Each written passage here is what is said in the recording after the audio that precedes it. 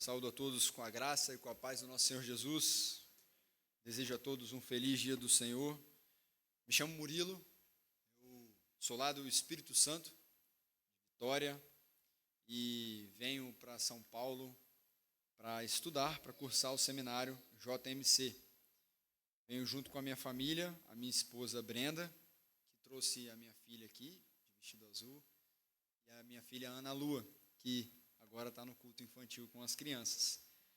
Nós somos da IPB de Jardim Camburi, congregamos lá, a Brenda é dessa igreja desde que nasceu, eu estou lá há cerca de 5, 6 anos, lá sou presbítero e viemos para cá para cursar o seminário e estamos à disposição do Senhor.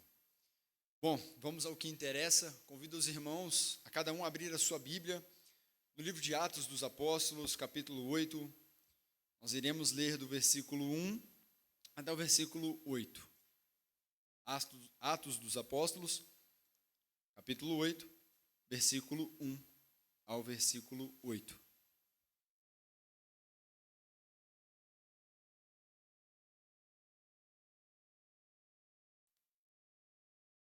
Acompanhe a leitura comigo, com reverência, mesmo assentado, a palavra de Deus.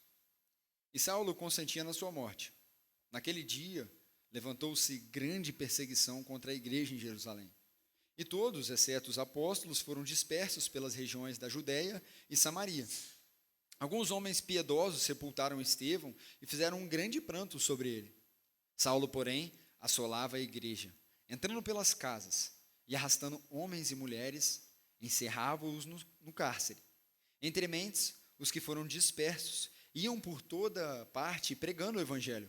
Filipe, descendo à cidade de Samaria, anunciava-lhes a Cristo. As multidões atendiam unânimes às coisas que Filipe dizia, ouvindo-as e vendo os sinais que ele operava. Pois os espíritos imundos de muitos possessos saíam gritando em alta voz, e muitos paralíticos e coxos foram curados. E houve grande alegria naquela cidade. Feche seus olhos, vamos ter uma palavra de oração. Senhor, a sua palavra foi lida e somente ela já ministra muito ao nosso coração, Senhor Deus. Ela é suficiente para falar ao nosso coração, ela penetra ao nosso coração, nos coloca diante da nossa verdadeira face e o Senhor trabalha em nós através da tua palavra, Pai. Ó Deus, tome as rédeas da minha língua, Senhor Deus, capture a nossa atenção e que esse sermão seja exposto para a sua honra e para a sua glória e para a edificação da sua igreja, Pai. Nos méritos de Cristo que eu oro. Amém. Os irmãos estimam-se que existam mais de 380 milhões de cristãos ao redor do mundo que fogem, que sofrem um alto nível de perseguição, apenas por professar a fé em Jesus Cristo.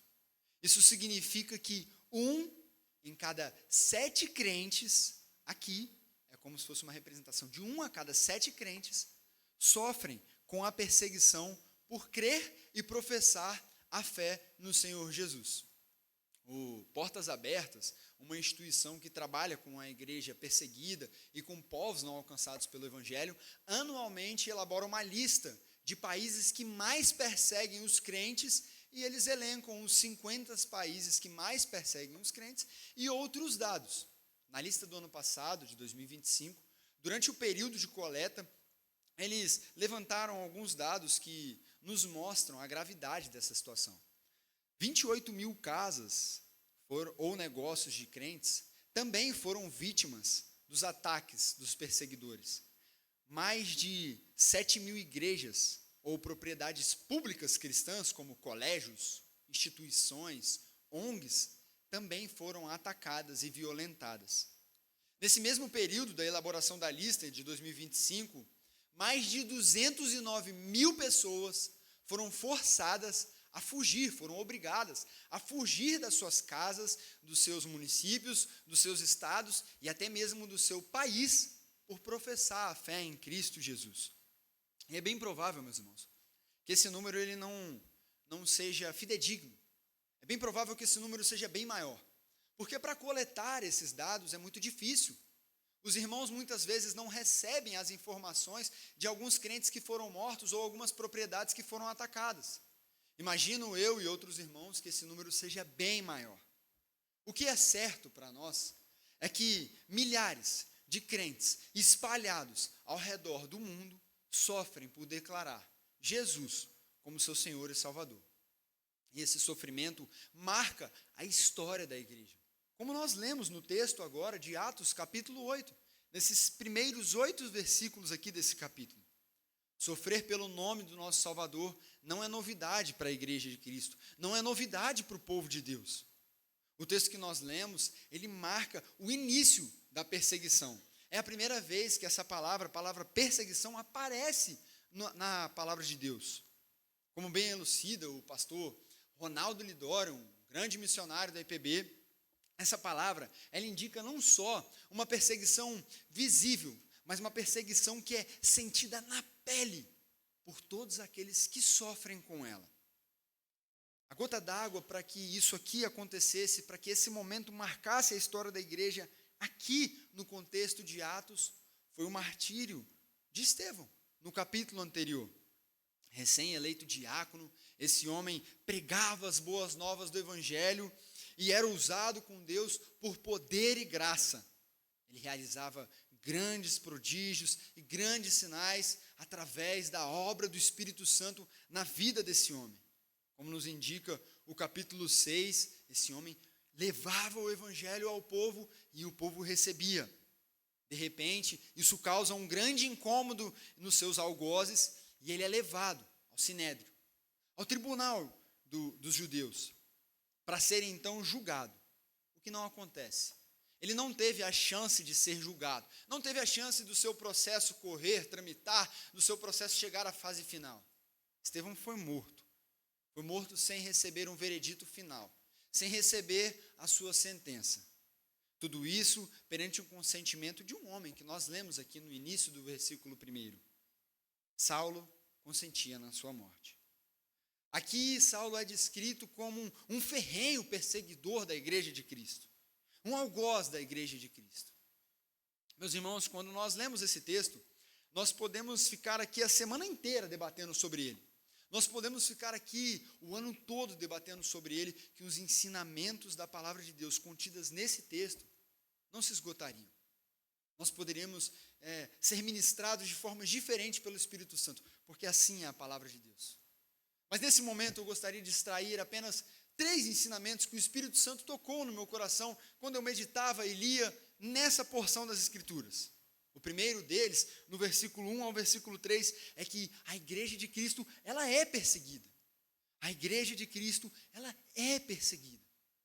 Como já foi dito por mim, não é novidade, não é estranho para o povo de Deus, não é diferente para o povo de Deus a perseguição da igreja. O que é diferente é o que nós, daqui do Ocidente, brasileiros, americanos, nós experimentamos no último 3º milênio. Nós podemos congregar com as portas abertas. Nós podemos cultuar dominicalmente, seja na EBD ou no culto público, com as nossas portas abertas, sem sofrer algum tipo de perseguição ou algum tipo de opressão que coloque a nossa vida, a nossa integridade física em risco. O que é estranho para o povo de Deus é essa liberdade religiosa que nós temos. Mas a história da igreja e a história do povo de Deus nos mostra e nos ensina que não há nenhuma garantia que essa liberdade perdure para sempre. Não há nenhuma garantia. Veja, por exemplo, vamos olhar para o caso da igreja de Jerusalém. Em um certo dia, os irmãos estavam nas casas, repartindo o pão, tendo boas conversas, com risadas, comunhão em volta da mesa. No outro, as suas casas se tornaram palco de selvageria, em nome da defesa de uma religião. O texto bíblico nos mostra aqui, no mesmo versículo, que todos fugiram. Todos eles. Todos passaram a viver o tempo que nós chamamos de dispersão da igreja de Cristo. Fugiram de Jerusalém, exceto um certo grupo, exceto os apóstolos. Esses não foram dispersos, esses ficaram. E comentando sobre o texto, João Calvino diz que esses homens fizeram bem, porque sim, é dever desses homens ficar para defender as suas ovelhas que estavam sob um feroz ataque. E assim deve ser hoje.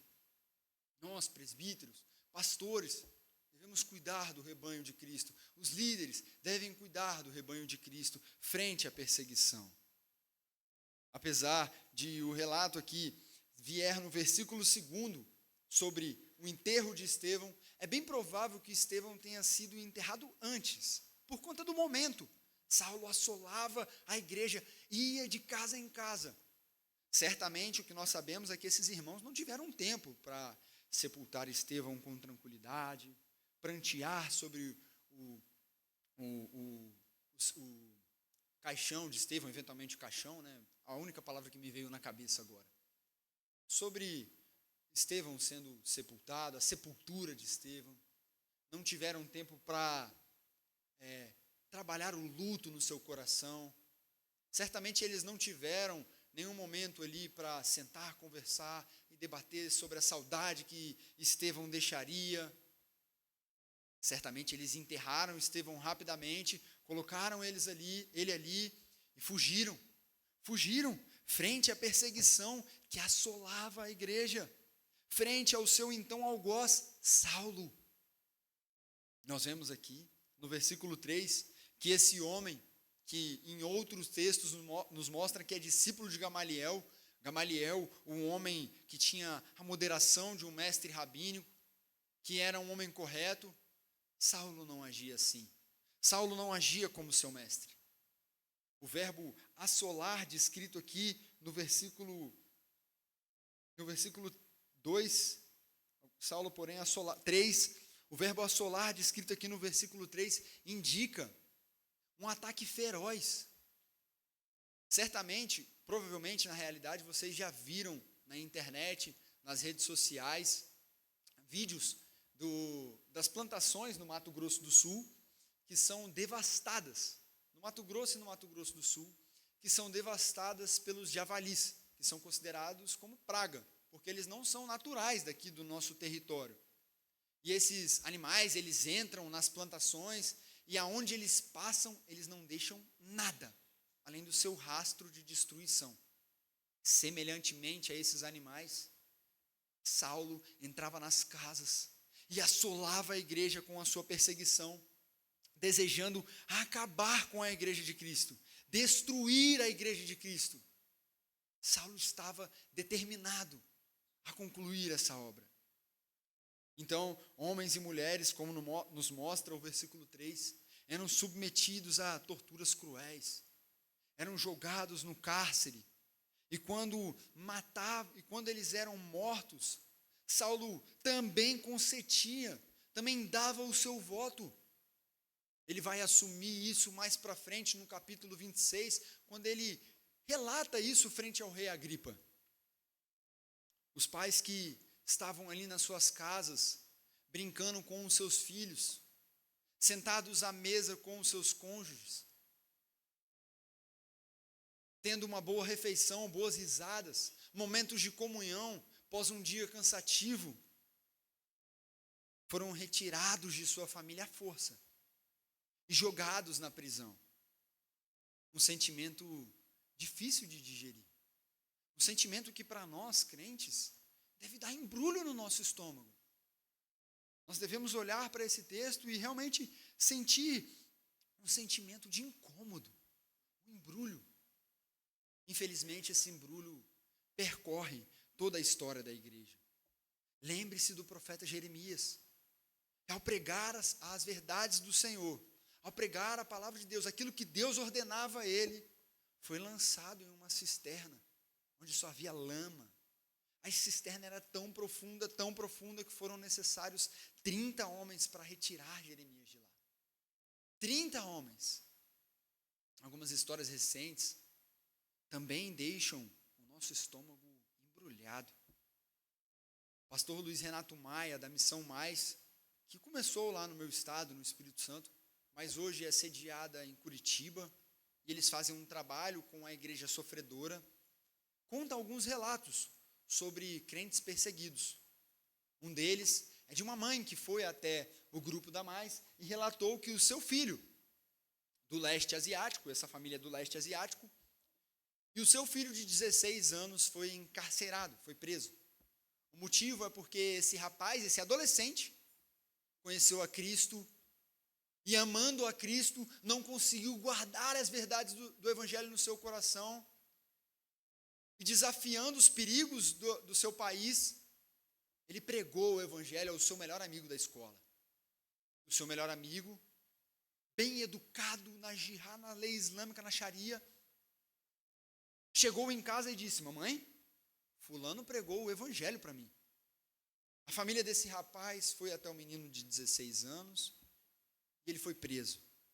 Foi preso e por 9 meses ele foi diariamente torturado. A perseguição, meu irmão, está presente desde o início até hoje. A perseguição é uma marca da história da igreja. E ela está acontecendo certamente hoje, em algum lugar do mundo. Eventualmente, nesse momento. Enquanto nós estamos aqui, com essa liberdade, com essa estrutura, nesse conforto, os nossos irmãos estão sofrendo pela causa do Evangelho. Sofrendo pela sua vida. Os crentes de Atos 8 sofreram. E a sua vida foi colocada em risco. E eles foram dispersos. Quando nós olhamos para o Antigo Testamento, os profetas ensinavam que, enquanto o judeu vivia um período da dispersão, ele estava sofrendo um justo castigo de Deus por alguma desobediência cometida anteriormente, como aconteceu no exílio babilônico.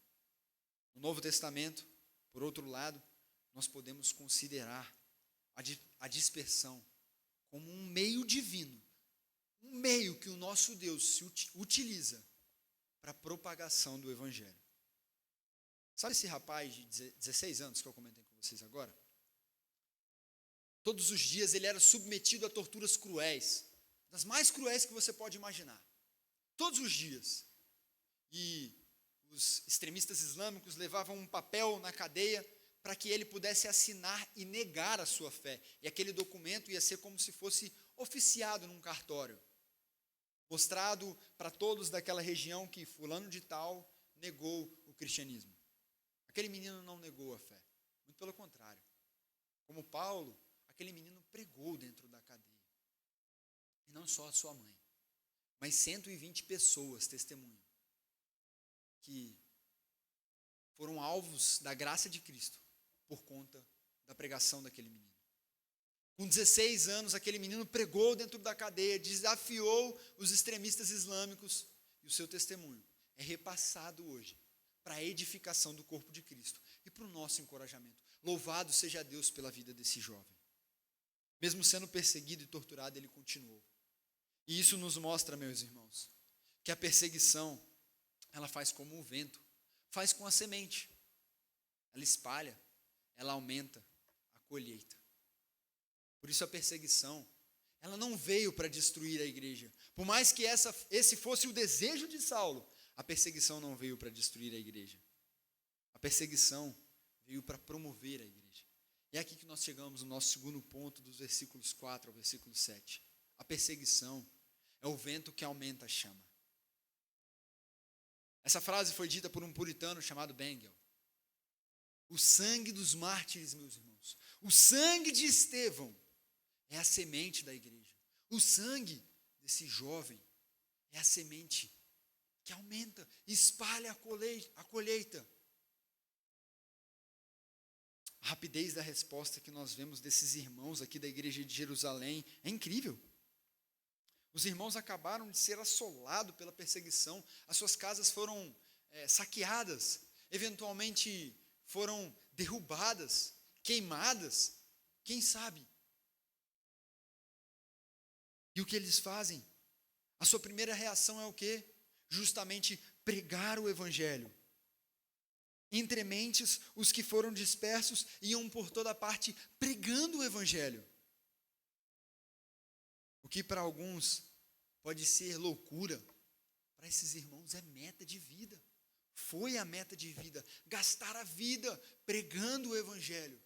Seja no trabalho, seja viajando, seja disperso pela perseguição, pregar o evangelho.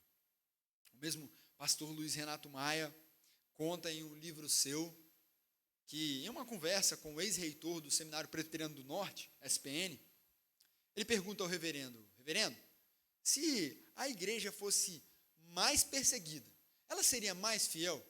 O reverendo então responde: não, se a igreja fosse mais fiel, certamente ela seria mais perseguida.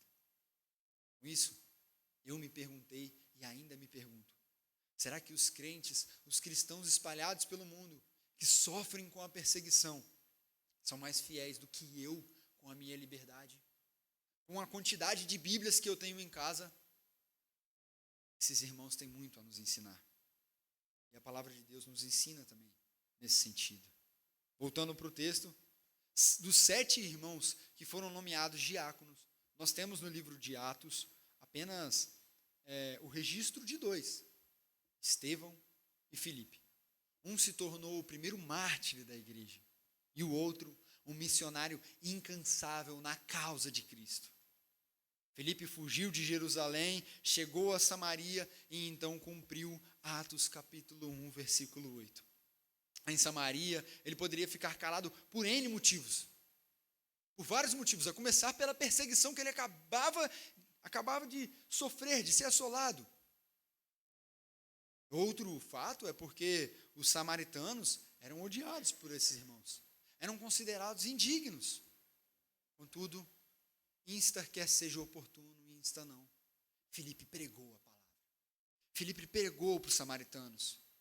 Filipe levou o pão para os samaritanos. E como um mendigo que recebeu o pão esfomeado, ele levou para aqueles irmãos. Agora então, os samaritanos, aqueles que foram eleitos do Senhor, escolhidos do Senhor, não estariam mais excluídos das boas novas do Cordeiro. As boas novas, que por sinal, é a mensagem para que todos os povos adorem, inclusive os samaritanos. O evangelho do reino, meu irmão, é para todos os povos. E nós, como portadores, devemos agir como Filipe. Nós não podemos olhar para a nossa cultura, aspectos da nossa afeição pessoal, gostos que são particulares, e com isso reter a mensagem do evangelho. Nós não podemos guardar ela debaixo do nosso braço. Nós precisamos pregar a palavra, quer seja oportuno, quer não. Mas veja, Murilo, aquele homem tem um coração muito duro, aquela mulher tem um coração muito duro. Meu irmão, o trabalho de convencimento é do Espírito Santo. Nós devemos pregar o evangelho. Saulo tinha um coração muito duro. De um maior algoz da igreja, virou um grande apóstolo, que nos abençoou com muitas cartas, iluminado pelo Espírito Santo.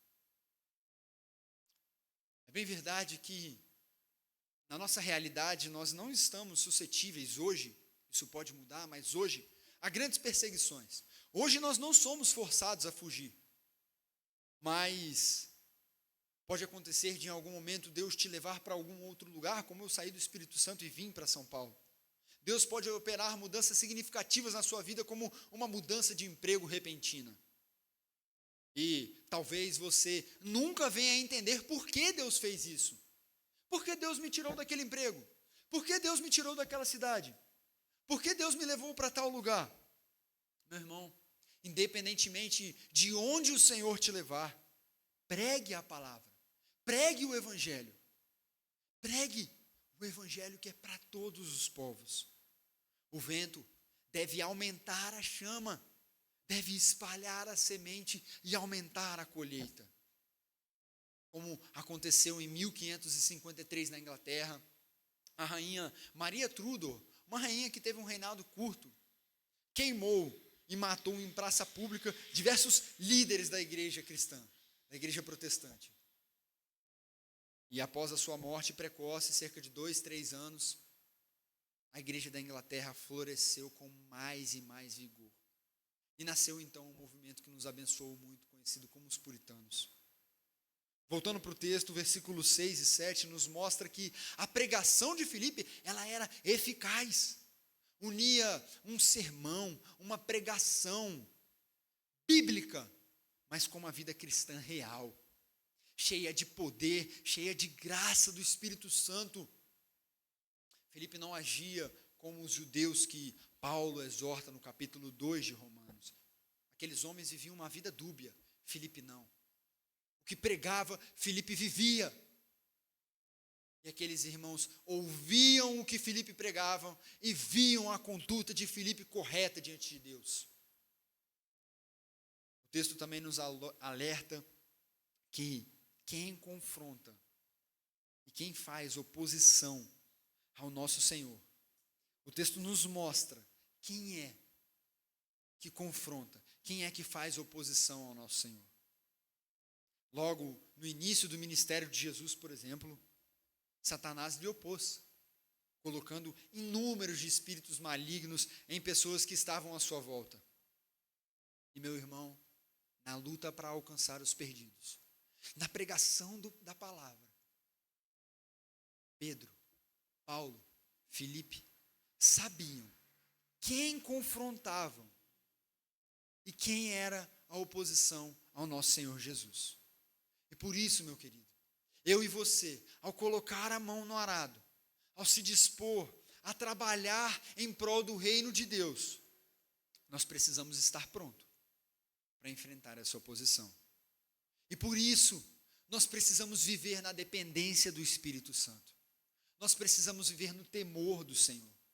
Nós precisamos nos alimentar do Evangelho do Senhor todos os dias.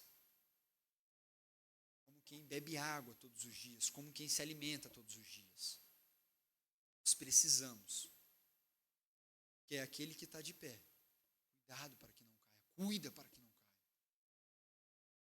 Nós precisamos viver na dependência do Espírito Santo, colocando a mão no arado e pregando o Evangelho.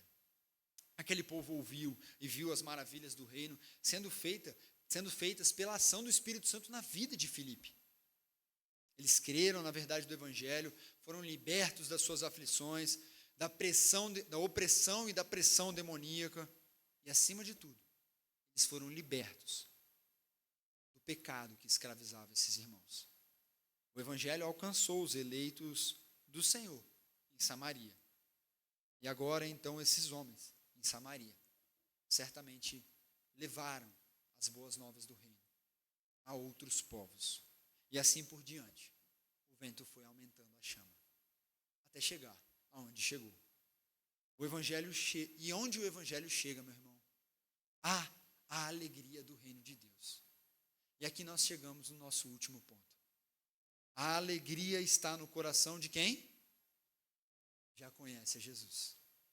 A alegria está no coração de quem já conhece a Jesus. É isso que nós vemos no versículo 8. E houve grande alegria naquela cidade. Até o dia em que Filipe chegou naquela cidade com o Evangelho, com as boas novas do Cordeiro. Aquela cidade, aquele povo, até vivia alegre, sim, eventualmente, mas com uma alegria finita, uma alegria passageira, uma alegria que logo se acaba, que termina com essa vida. A partir de então, com a chegada de Filipe, esses irmãos puderam experimentar da grande alegria que há em Cristo Jesus. A alegria do Senhor, ela contagia, ela toma conta, ela preenche os nossos corações. E faz isso porque a alegria do Senhor é um fruto do Espírito que não brota da nossa natureza. A alegria que vem do Senhor não é uma alegria humana.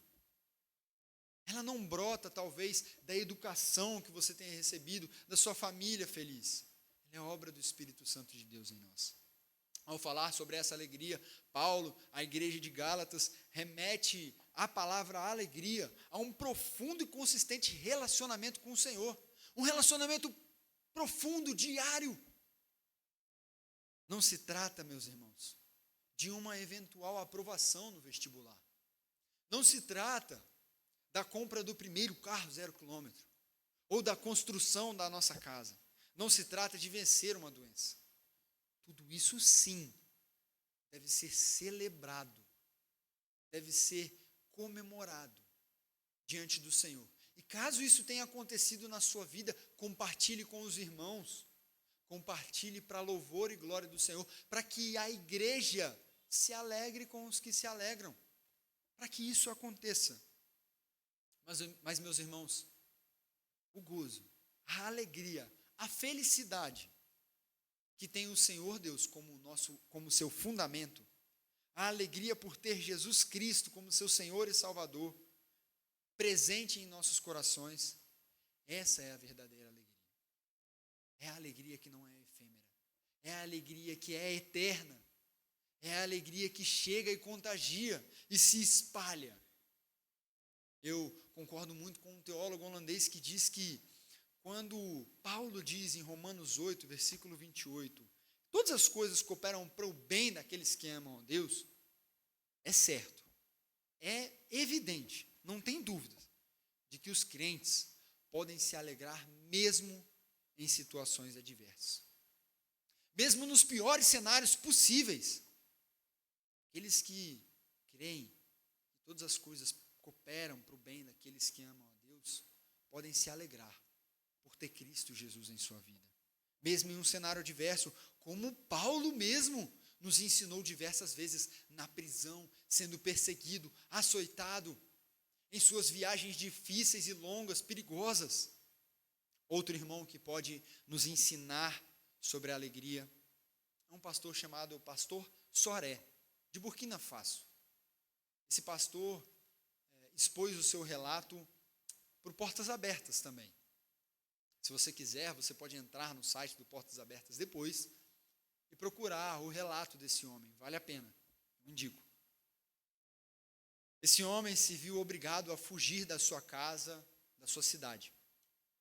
Ele vivia em uma próspera aldeia onde a água era abundante, mas em um certo momento essa aldeia experimentou da perseguição dos islâmicos. Eles deixaram tudo para trás. A sua aldeia próspera, a água, as suas casas já construídas, eventuais familiares, famílias, amigos, deixaram tudo para trás. E foram andando até que encontraram um acampamento. Bateram na porta, lotado. Foram andando, encontraram um segundo acampamento. Porta fechada também, lotado. Esses irmãos tiveram que andar perdidos em meio à savana africana, sob a perseguição dos islâmicos e também dos animais selvagens, hienas, leões e outros. E após 4 quilômetros a mais andando, ele relata que encontrou um local que parecia ser um local melhor, e ali se estabeleceram. Montaram a sua tenda, e depois de alguns dias, alguns irmãos encontraram o pastor Soré lá, e o Portas Abertas foi contactado. Esse homem, apoiado pelo Portas Abertas, provavelmente está lá até hoje. Em uma das suas entrevistas, ele nos dá um testemunho sobre a alegria que contagia os corações. Ele diz: eu acredito que estamos deslocados, mas Jesus não está, e nunca estará deslocado de nossas vidas. Ele sempre estará conosco, Ele sempre estará em nossos corações. Meus queridos, esse entendimento, mesmo em uma situação totalmente adversa e perigosa, opressora, é somente para aqueles que já experimentaram da verdadeira alegria que o Evangelho do Reino produz nos nossos corações. Outros irmãos que nos ensinam sobre a alegria de Cristo Jesus são os 21 cristãos coptas que foram mortos na Líbia. Não sei se vocês lembram, mas agora, no dia 15 de fevereiro, nós lembramos dos 11 anos dessa tragédia, desse atentado. 21 irmãos foram alinhados em uma praia, e nessa praia o Estado Islâmico, junto com a sua equipe, fez uma verdadeira cena de filme, captou aquelas cenas, montou e editou e espalhou para o mundo, com uma produção de vídeo profissional, o assassinato daqueles irmãos. E aquilo chocou toda a igreja e todo o mundo naquela época. Após alguns anos, um irmão chamado Beshir Kamel veio publicamente agradecer ao Estado Islâmico. Esse rapaz, ele era irmão de 2 cristãos coptas que foram assassinados, dos 21. E ele diz publicamente que agradecia ao Estado Islâmico porque Ele e a comunidade dele se sentiam honrados, porque 2 irmãos da sua igreja foram mártires pela causa do Evangelho. Meus irmãos, esse sentimento só é possível naqueles que experimentaram a verdadeira alegria do reino de Deus. Um entendimento desprendido de qualquer lixo dessa terra, firme na alegria eterna do nosso Senhor Jesus. Um entendimento que, apesar das dores e dos sofrimentos que nos assolam e certamente nos assolarão, tenha a certeza do seu coração firmada em Cristo Jesus. E sabem que tudo coopera para o bem daqueles que amam a Deus, mesmo que o bem, em certo momento, não nos pareça bem. Em última instância, ainda, a alegria suprema daqueles que estão caminhando, firmes, rumo à morada eterna, para se encontrar com Cristo Jesus, o nosso Salvador. Chegando à conclusão, meu querido irmão, eu gostaria que nós relembrássemos algumas coisas desse sermão. Há verdades aqui nesse texto que precisam ficar firmadas, amarradas, seladas no nosso coração. A primeira delas é que a igreja de Cristo vai sofrer pela causa do Evangelho. Pode ser que não sofra com algum tipo de opressão que nos coloque em risco, que coloque em risco a nossa integridade física. Mas a igreja de Cristo vai sofrer. Seja na sua igreja, seja na sua família, seja no seu trabalho, seja na sua rua, no seu bairro. Spurgeon fala no seu sermão, a mensagem chocante da cruz, se eu não me engano, que existem perseguições veladas, perseguições vindas por familiares, por chefes de empresa. Essas perseguições, elas irão acontecer. Eu sofro essa perseguição com um familiar. Vocês podem sofrer na sua família, no seu trabalho, no seu emprego. Isso é uma marca da igreja. Isso é uma marca do crente. Contudo, meu querido irmão, a perseguição, ela não nos deve deixar acanhado, escondido, fazer com que a gente fuja e se retenha. Eventualmente podemos fugir, mas como Felipe, precisamos pregar o Evangelho. Insta, quer seja oportuno, Timóteo, pregue o Evangelho. E quer não, pregue o Evangelho. Devemos pregar o Evangelho, meus irmãos. A perseguição deve fazer como o vento faz com a chama, deve aumentar o fogo, deve fazer como o vento faz com a semente, aumentar a colheita. E meu querido irmão, por último, onde o Evangelho chega, ele produz a alegria do Senhor. Você tem se alegrado diante das situações adversas? Você tem murmurado diante das situações adversas? A alegria do Senhor em seu coração, ela é vista por aqueles que estão à sua volta? Ela é sentida por aqueles que estão à sua volta? Você é alegre? Como você é uma pessoa para cima? É a alegria de Cristo Jesus no meu coração. Veja que porta enorme para pregar o Evangelho. Que chance maravilhosa para pregar o Evangelho. A alegria do Senhor está presente em nossos corações, mesmo nos momentos adversos. Lógico que de formas diferentes. Eu não estou falando aqui que ninguém deve dar pulos de alegria e comemorar e soltar balões, como o pastor Soré. Agora, a alegria do Senhor, ela produz em nosso coração uma forma diferente de olhar para circunstâncias adversas. Que Deus abençoe a nós, que nós possamos ser firmes no Evangelho e seguir rumo ao alvo. Feche seus olhos, vamos ter uma palavra de oração.